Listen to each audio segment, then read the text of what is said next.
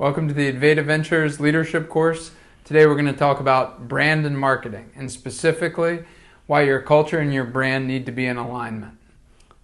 When I took over as CEO of Greenhill, I had a big problem on my hands. Our reputation wasn't that great, and I didn't have a brand I was proud of. I thought we could just go through a quick exercise, come up with a new logo, new color palette, launch a new website, and we'd be good to go. But I was wrong. So when I set out to do this rebranding, I reached out to a buddy of mine who's the CEO of a furniture company. He knows a lot about brand, marketing, sales, etc. So he suggested reading the book, What Great Brands Do. Now the first chapter of that book is titled, Your Culture is Your Brand. That's when I realized I had a much bigger problem on my hands. Our culture was basically non-existent. We didn't have a shared set of values, and there wasn't a clear vision for what Greenhill could become.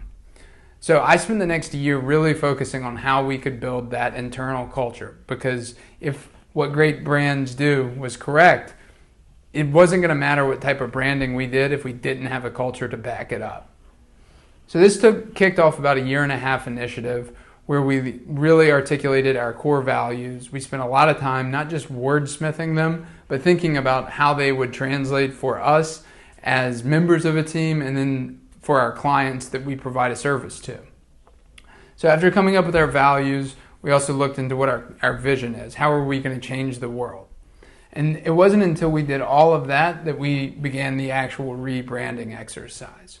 Now it's probably kind of small on your screen, but up here is the Greenhill logo.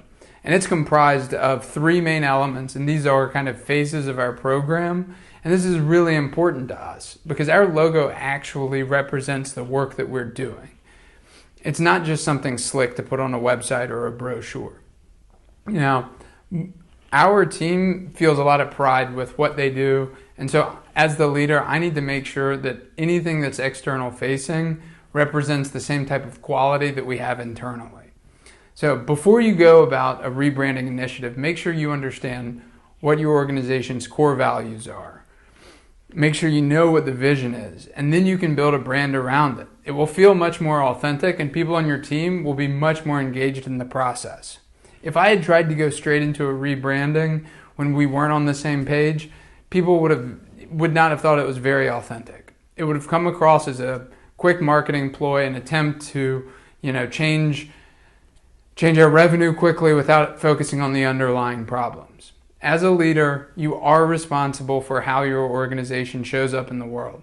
But more importantly is making sure that you're building a culture you're proud of. How you show up in the world will come much more naturally after that. So I hope this was useful, and I hope that maybe it will save you some time and energy, because this was a painful process, but it was one that afforded me a lot of growth as a leader. Thanks for tuning in, and we'll see you tomorrow.